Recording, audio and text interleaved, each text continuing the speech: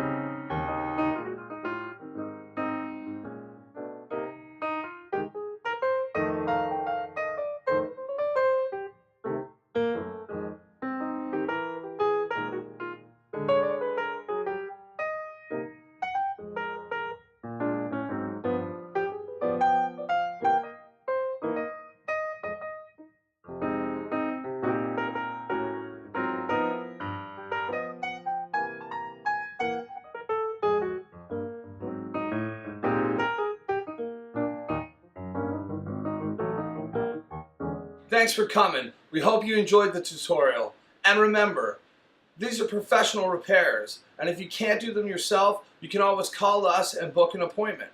Our phone number is 778-316-5344, and we operate in the Vancouver area in Canada. However, we also offer a postal repair service, and you can find more information about that on our website.